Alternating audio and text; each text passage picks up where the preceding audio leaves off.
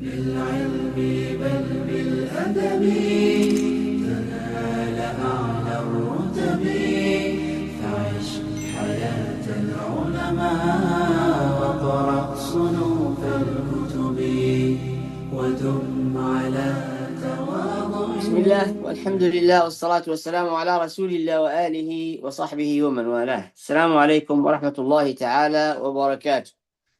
And we say Eid Mubarak because it's still today the fourth day of Eid, which is all right. Inshallah, it will be joined with the previous days of celebration, the Eid. May Allah subhanahu wa ta'ala guide us, inspire us, protect us, enable us, make us sincere, grant us beneficial knowledge, and lead us through the straight path that is pleasing to Him and beneficiary to all His creation. Today, the topic is the backbone of all the discussion has been gone through, and I hope I lead you to a certain milestone. From there, we can build on. And so, since we are observing what is going on around the world, so there are two major events. One of them is the Hajj. And subhanallah, nowadays, the media, the satellite, the broadcasting, the social media, making you living in every part of the world and how they celebrate this occasion.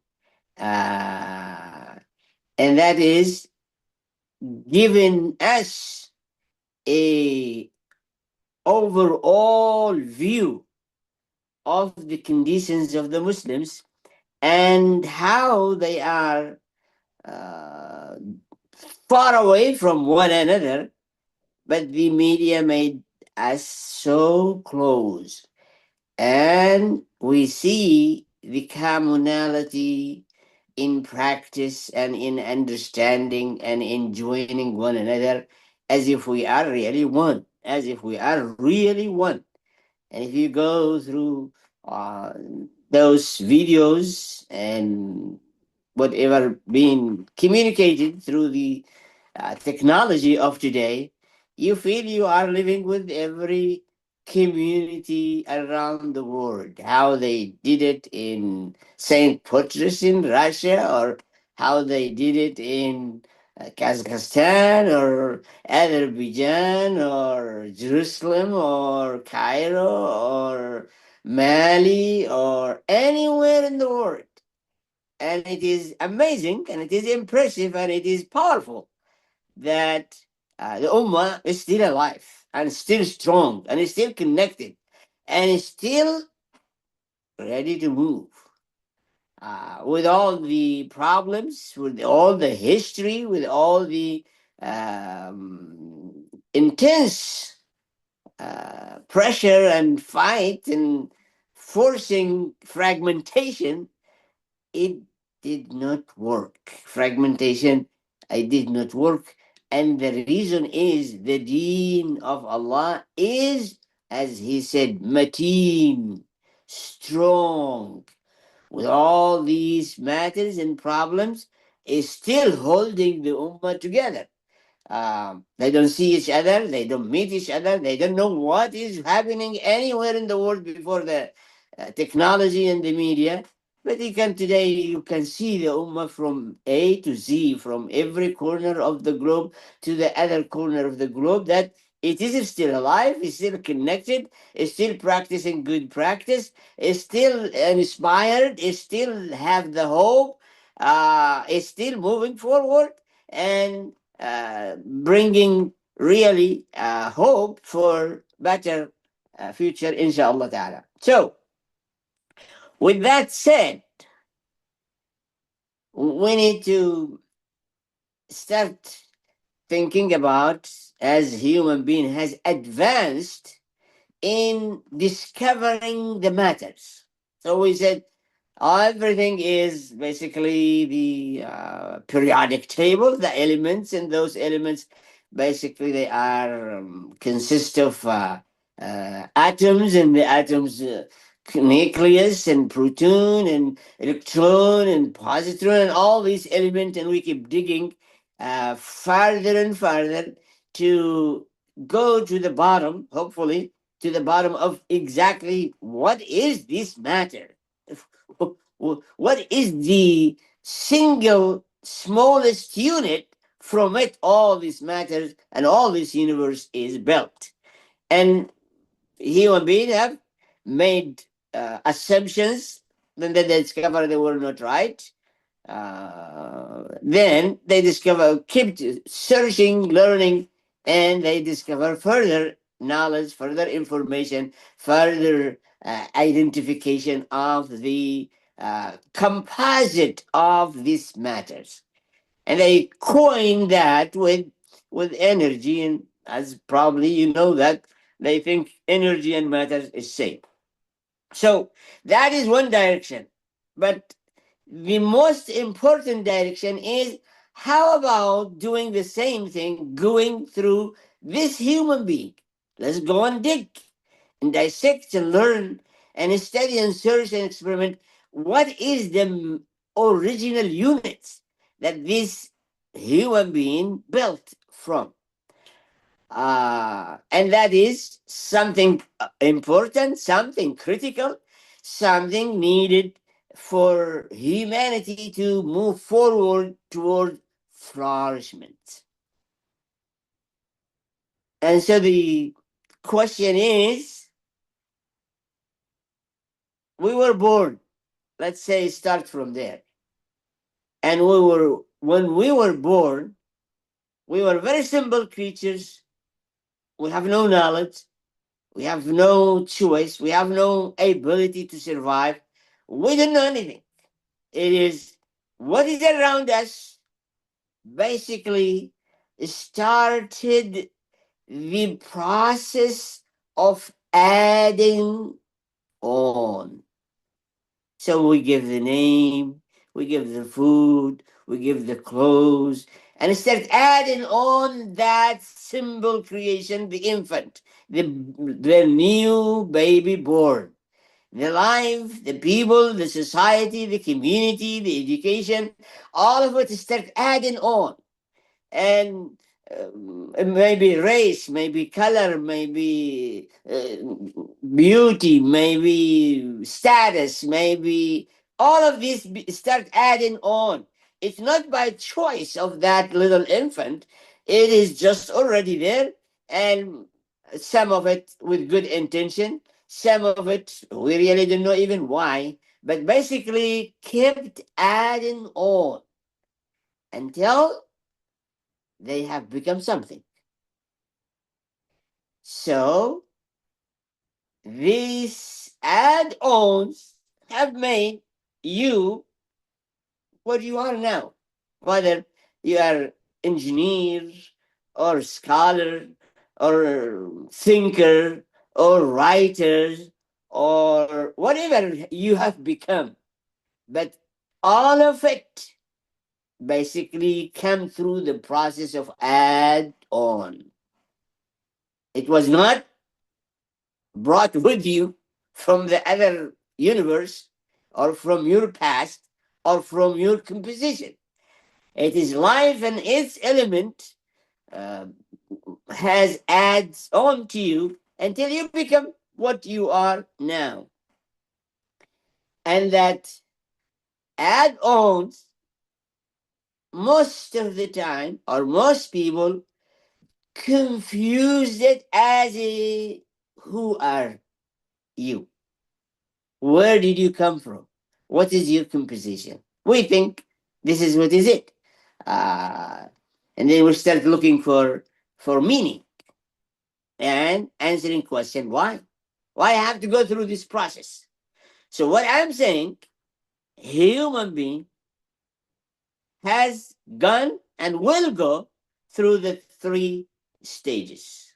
Number one, the being, from the design of the creator and the combination of the father and mother and pregnancy and then the birth. That is the being, which is pure and simple. Then, once you landed here, the journey of becoming starts. And it starts not by your choice or your knowledge or your ability.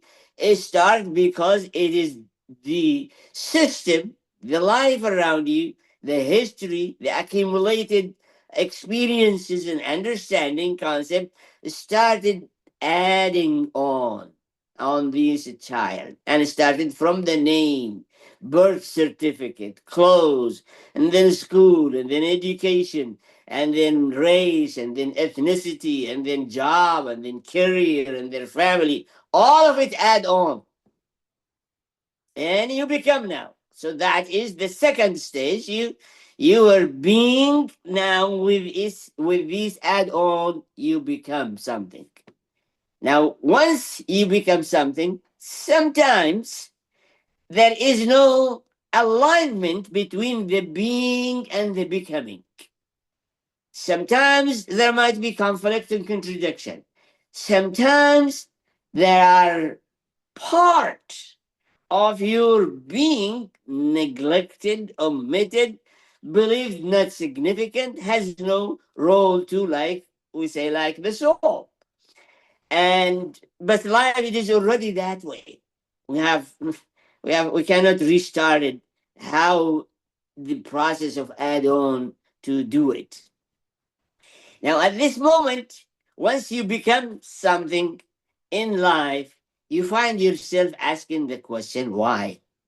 Or for what? You find the job is not fulfilling. You find the wealth is not fulfilling. You find the title is not fulfilling. You find all of these add-on is not fulfilling. You still feel that something is missing. I need meaning and I need purpose that is worthy of being struggling or being in prosperity or being flourishing, to revolve around it.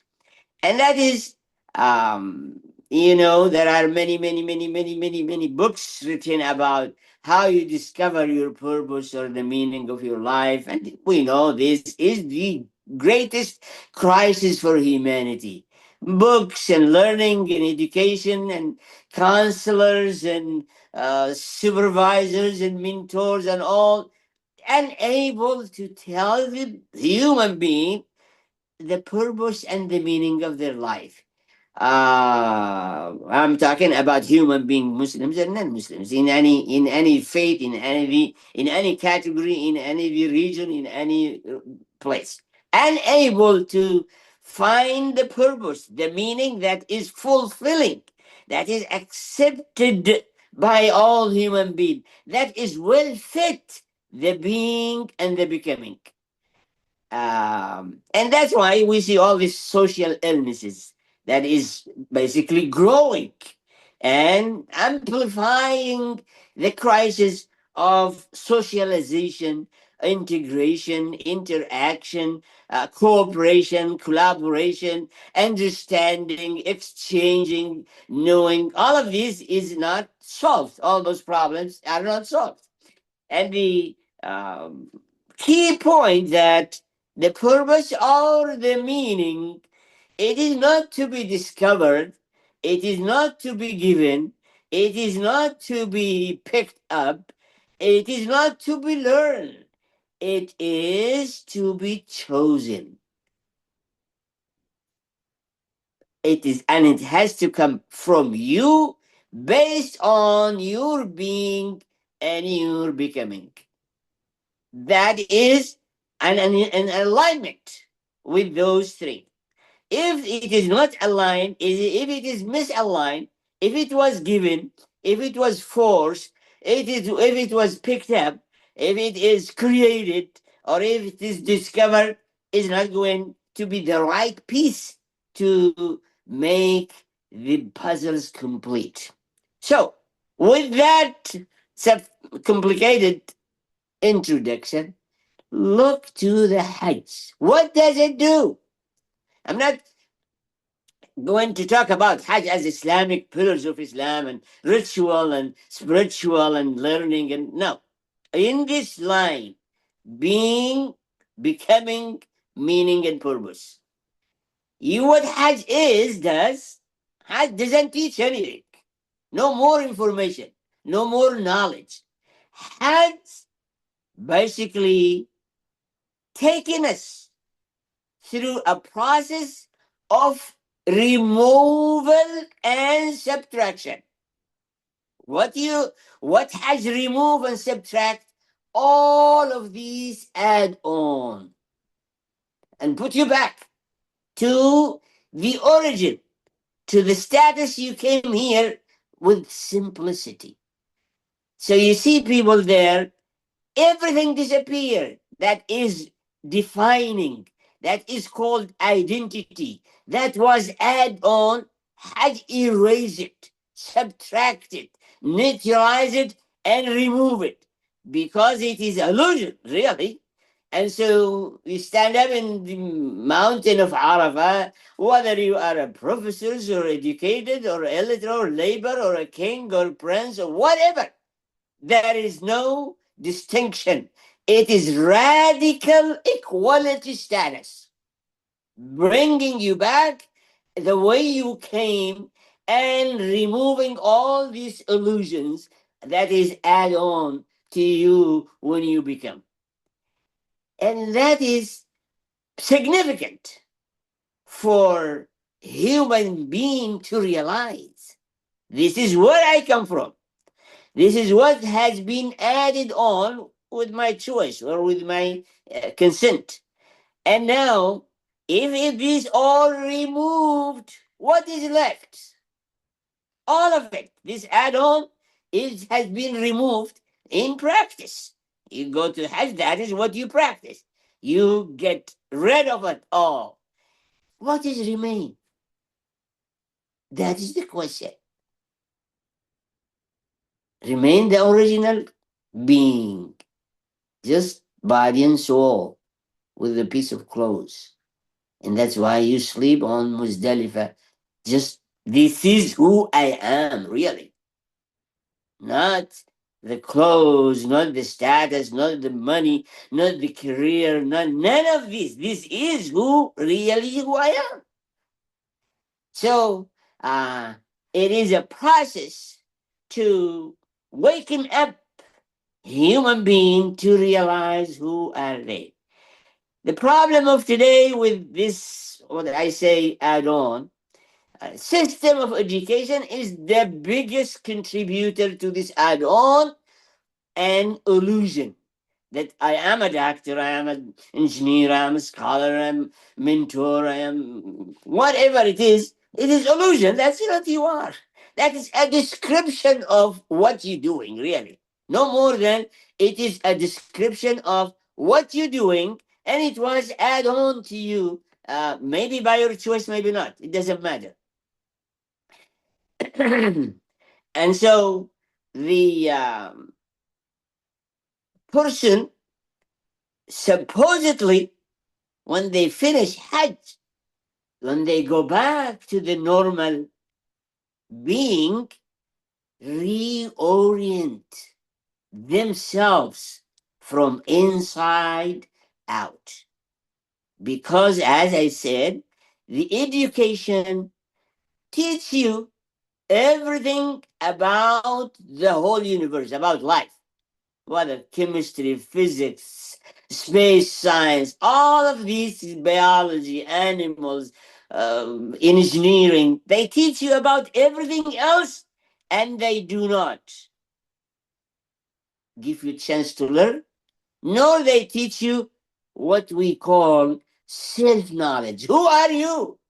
Before I ask you what you want to do, what you want to become, the first question of any education should be, who are you? All around the being, From there, we build something consistent, something in harmony, something that is going to lead to meaning and purpose and satisfaction and fulfillment. So, the self knowledge give basically haphazards. You figure it out by yourself. I am an animal, or I am biological, or I'm chemistry, or I am nothing, or I am machine, or I am computer. They leave it to you to figure it out, and you have no means, you have no ways, you have no ability to figure it out by yourself. And the system of education basically sideline this totally. Who are you? Drop it. Just we are focusing on how you becoming something, and that's we're gonna help you, and we are going to become something maybe beneficiary for yourself or your family or your community or others. Most of the time you are knowledgeable of many things in the world, and you are really ignorant about your being. And so I believe Hajj is a